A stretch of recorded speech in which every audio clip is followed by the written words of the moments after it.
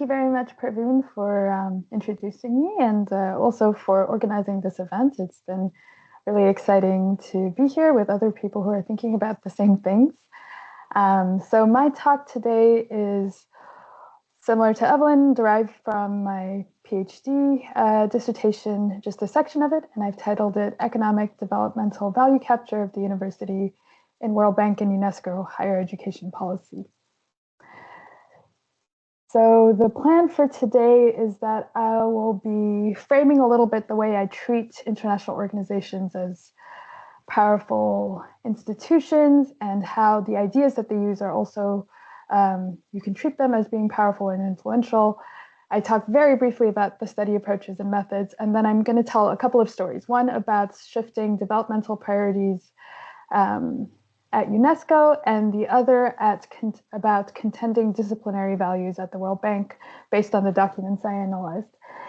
I'm also going to bring in a layer about what we can learn when we think about post-colonial ideas at the university, and then end with a little discussion of why we have this sense of value mismatch or value capture. So the World Bank and UNESCO, we can say, are major actors in the contemporary global regional space for governance of higher education. They have significant capacity to shape debates at these scales due to positions of power and influence. And their ideas, the reason I think about ideas as powerful is because from Bourdieu, you can say that ideas can be ideological if they're presented as universal, although they serve particular interests. Because we can understand this universalization of particular ideas through international organizational channels, we could extend it to understanding also how philosophical ideas of the university can become globalized. And then we can ask, well, how did these ideas become universalized through World Bank and UNESCO channels? Which ideas become universalized and what implications there might be because of universalization of particular ideas over other ideas? And the way we can understand how they become universalized is through this concept of linguistic capital, again, from Bourdieu. Now, these two IOs, we can understand them as holding significant linguistic capital in international development higher education because of their functions and roles in normalizing and standardizing officially supported values and ideas of the university through various functions that they hold, which include norms and values, for instance, in data collection and analysis, measurement, evaluation, goal and norm setting, policy recommendations, whether or not they're aligned with incentives or funding or programs. And because of this linguistic capital, we can then understand how the combination of being a powerful institution and holding powerful ideas leads to what is usefully described through elite capture from Olufemi Taiwo, who talks about elite capture as being something that applies beyond wealth or power to resources such as knowledge and values. And that's where the ideas and values become important. So in this way, groups and organizations such as globally governing IOs have power over and access to resources used to describe, define, and create political realities, says Olufemi Taiwo. So therefore, we make a link between thinking about ideas and how ideas can be powerful through these powerful institutional channels and the consequence of that in creating political realities, not only in policy, but also in practice. So what happens when particular political realities or imaginaries are universalized?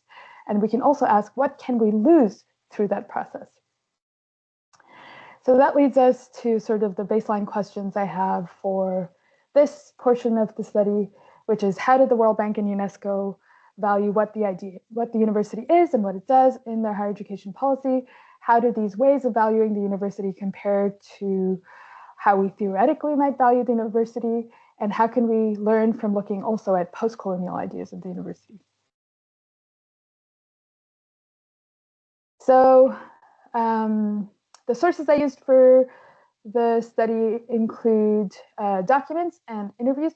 The documents were the primary data source.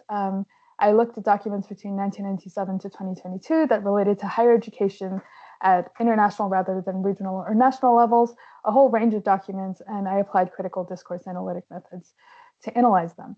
The elite interviews were secondary data. They were really used more to get a sense of insider insights and some confirmation of the kinds of documents I was looking at as significant. And I had 10 interviews with people who are involved with higher education sectors or units, subsections at the two organizations during the same time range, 1997 to 2022. Alongside that data, I also developed a theoretical construct based on ideas of the university from different literatures. So I developed a globalized idea of the university, developmental idea of the university, and an academic idea of the university, respectively from international higher education literature, international development literature, and philosophy and theory of higher education literature. Looking at these together, I used ideas as a way to determine different ways of valuing what the university is and is for. And I'll make the distinction here from the philosophy of values, where an instrumental way of valuing something is valuing something because it's good for something else, or it creates something else good. Valuing something intrinsically is valuing it because it's good for itself, or in the case of the university is good for itself, or some of its functions are good for themselves. So when we look at the globalized bundle of ways of valuing the university, they're primarily instrumental ways of valuing the university for economic ends, for developmental ends, political ends, humanistic ends.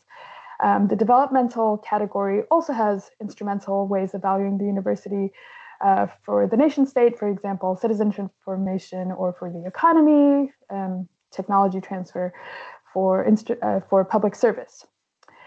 And then when we look at the academic bundle of ways of valuing the university, we see that there are more intrinsic ways of valuing the university. For instance, when we think about things like knowledge for the sake of knowledge, so valuing the university because of academic knowledge. And then we could also say valuing the university because it's an academic community. And instrumental ways of valuing the university, for example, as it's responsive to society, the needs of society, being critical of society, etc.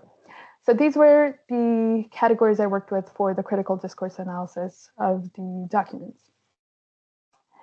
So looking first at UNESCO.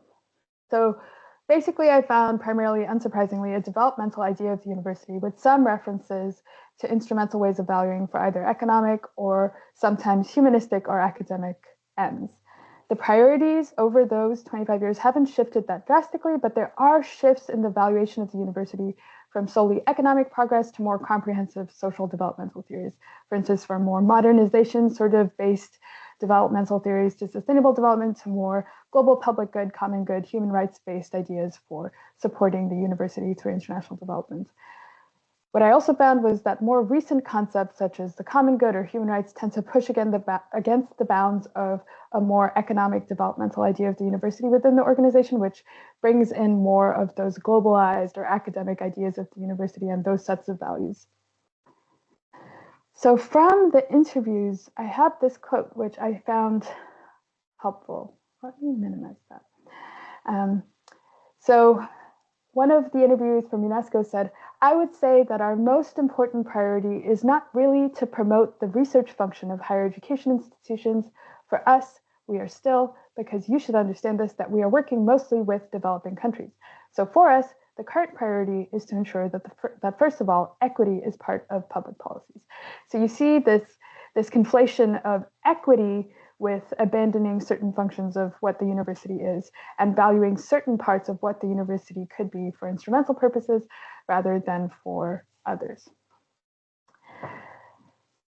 So I wanted to focus on talking about the shifting developmental theories over time and how alongside that, you also see a shifting views of how poorer countries, low-income countries are framed.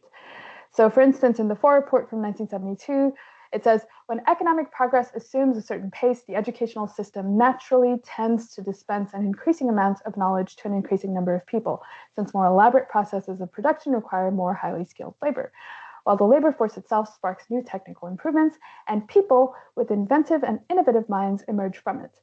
So that's interesting because I don't think nowadays we would say that people with inventive and innovative minds necessarily emerge solely from more educated populations. This is further underscored later in the report, where it says, heavy demands for education were not felt in the backward countries, nor was there any great demand for democracy amongst uneducated peoples. So we see there, it's very clear, it's set in a much more traditional modernization type of developmental theory, where education, economics, democracy are all sort of lined up together with modernization against a baseline. In the DeLaquil report, later we see a shift. It's not quite the same, but we do see that, again, what the university is and is for is aimed at problem solving. It's aimed at vocational and technological training, and that it's framed against countries escaping from their present treadmills of poverty and underdevelopment without necessarily saying why or how they reached this place. When we move to 2010, we see, again, that echoing of teacher training, pedagogical research as what universities are for, but it's framed more through sustainable development. And it's opened up to include things like civic engagement and social responsibility. Also, we see that even though they use this sustainable development and social responsibility framing in the second quote, universities have a responsibility to bridge the development gap by increasing the transfer of knowledge across borders, especially towards developing countries. So there's a directionality of the gap and where knowledge comes from and where knowledge goes to. So again, the framing of lower income countries, poorer countries, developing countries as unable to equally participate. It's not a partnership model, even with a sustainable development framework. In the 2022, we see quite a different story. So it's interesting to look at those two final quotes against each other. So in the World Higher Education Map from 2022, where it's framed much more against more recent documents like the right to higher education and higher education as a common good, it frames it as we will be able to sustain and benefit from the rich tapestry of different ways of knowing and being in the world that humanities, cultures, and societies together bring to formal and informal learning and to the knowledge we are able to share and assemble together. So that's quite a distinct shift from the development gap where knowledge goes in one direction to something that's more partnership-based, which we see across the documents for different organizations at this time. Now, moving from that to talking specifically about the economic and developmental ways of valuing the university that we see across time in UNESCO reports. So from the DeLaquil report, we see its scientific research aligned with national potential. From 1996, we see relevance, quality, and internationalization linked to the world of work. We see the knowledge society, knowledge economy kind of language that's aligned with catching up for developing countries. So for instance, in the 2005 document, it says research specialization allows not including research in tertiary education reinforces the lead of industrial countries in terms of university research output and student numbers. So again, that framing of gap, knowledge economy, and catching up, which fits much more in an economic developmental way of valuing what the university is and is for. In 2014, again, it's framed against capacity building and then focused on problem solving through science and engineering. So a particular view of what the university could be in those contexts, even when sustainable development is used as a frame. And to end this UNESCO section, I end with this quote from another interviewee who says, "Higher education was not given enough importance within UNESCO because it was always considered as the ivory tower, something for the elite. We have to concentrate on education for all.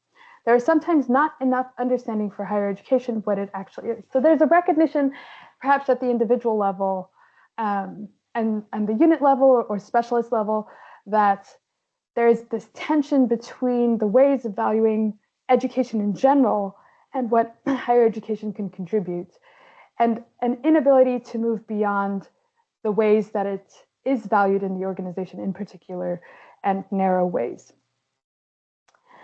So then looking at the World Bank. After looking at the documents from the World Bank, I decided to focus on, for this talk, how different disciplinary values, so academic disciplinary values, are in contention when you look at World Bank documents and focusing especially in this study on the lessons of experience document from 1994, which many of us are probably familiar with. So it's primarily over the 25 years an economic developmental idea of the university.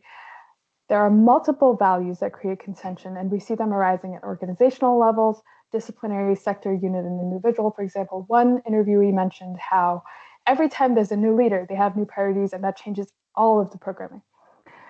There's also some tension as different value systems emerge in more contemporary approaches, which I'll go over, but not as much changes overall.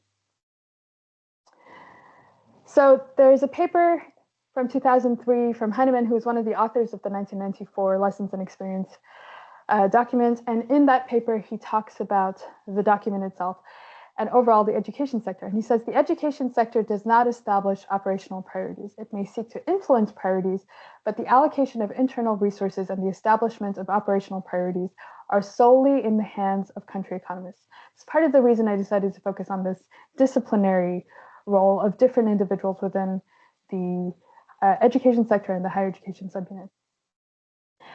So the next couple slides, I'm going to look at the lessons of experience quotes and focus particularly on the tension between these different disciplinary angles and approaches into the document. What's interesting is that in this, in the paper by Heinemann, he talks about how when the report was finally published, they found that the second quote on this page had been inserted in without the knowledge of the authors. Now, these two quotes are actually positioned one paragraph after another on page 12. So I'll read a little bit of the first one. Higher education investments are important for economic growth. They increase individuals' productivity and incomes as indicated by rate of return, but they also produce significant external benefits not captured by rate of return analysis, such as long-term returns to basic research and technological development and transfer. Right under that, the inserted language, which was inserted by the leadership at the time, who included one economist who was very much focused on the value of rate of return analysis. And that second insert said, primary and secondary education will nonetheless continue to be the highest priority subsectors in the bank's education lending to countries that have not yet achieved universal literacy and adequate access, equity, and quality at the primary and secondary levels.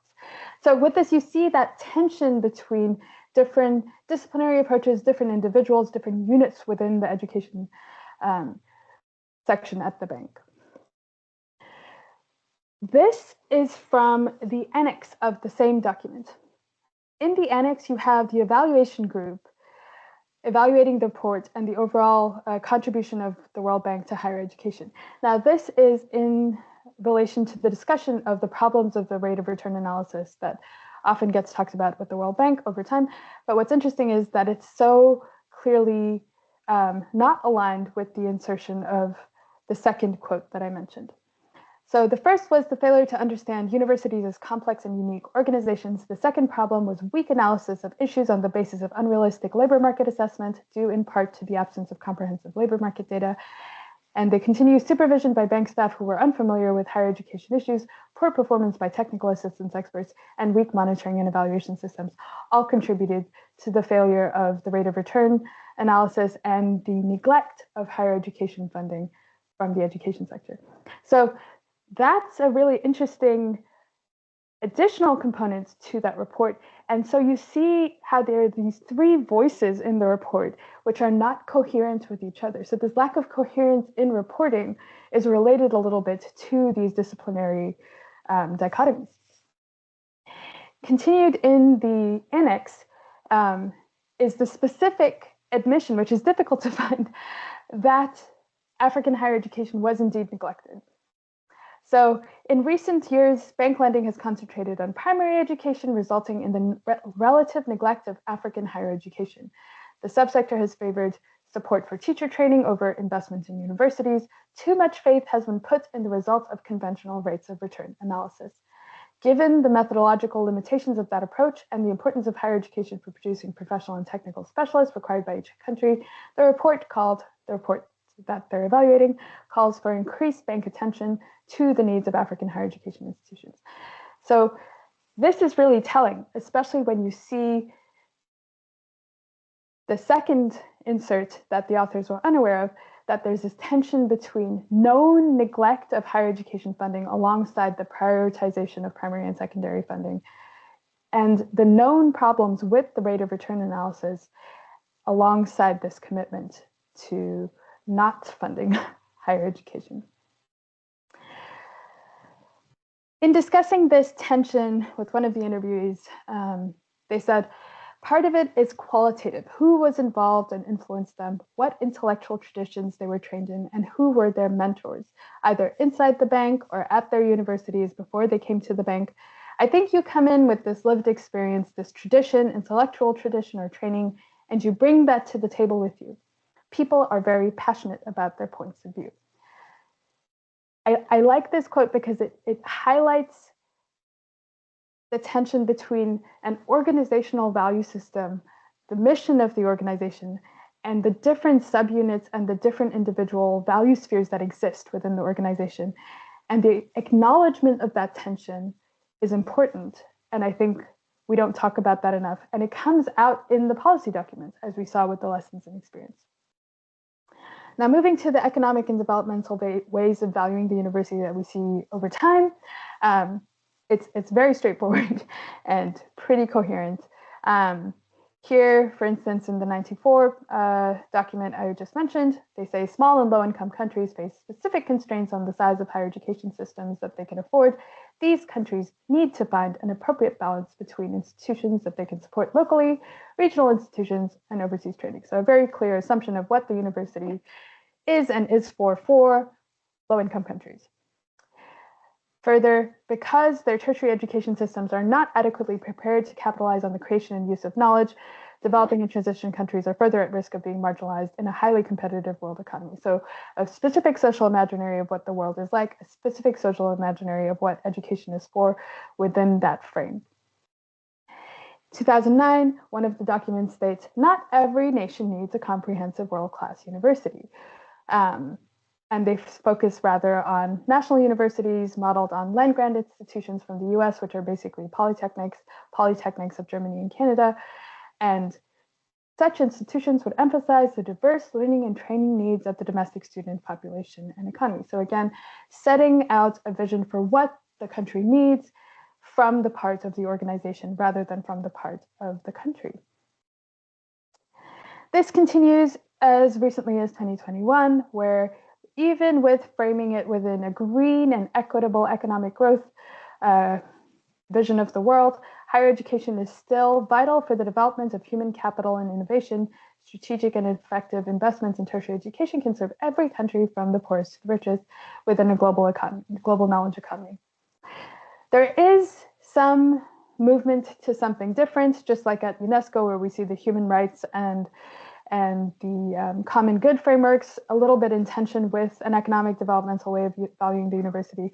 Similarly, expansion of the kinds of values involved with higher education policy. In this blog post from the World Bank, they say one approach to embedding values into the design of tertiary education systems is to meet growing demand through a stakeholder values triangle, including student values, societal values, and market values. So moving beyond focusing solely on market values to including other values points to the potential for inclusion of, for instance, more academic or globalized ways of valuing what the university is for. I'll end with this quote from the World Bank, which also raises that potential for individual value systems to influence. The tertiary education coordinator position can have more of a human influence on why we support higher education. If an economist were in the position, it would probably be much more about the economic rationale for it. I think that is the tension of the World Bank as a whole, that everything we do has to have an economic and financial rationale that can be supported. So that's a nice way to think about how those different levels of value spheres exist within the organization. The individual level, where you can have individual influence on why higher education is supported, a disciplinary variant depending on which disciplinary background and tradition the individual comes from, and then the organizational value system overall that also influences how universities are valued. So overall, looking at those two little narratives from UNESCO and World Bank data, we see that, as represented in the findings, values can help give organization and direction to behavior of the organization, but may not be explicit, deliberate, conscious, but they may be ambivalent or contradictory. And that's from Sociology of Values, which helps to engage with how to determine what values an organization might hold. For UNESCO and the World Bank, we see that organizational values and priorities in both contexts are complex, contradictory, they shift over time, and rely on individual, disciplinary, sector, unit value complexes, and also on the changing organizational priorities over time. Economic, developmental, more instrumental ways of valuing what the university is and ought to be stand out at the loss of more intrinsic approaches to engaging humanistic and academic ways of valuing what the university is and is for. Now, with this finding, I'd like to move to one more level, and that's post-colonial ideas of the university. I think positioning the findings from the cases alongside these ideas of the university from post-colonial settings really helps bring out maybe some of what those tensions are, what those value mismatches are.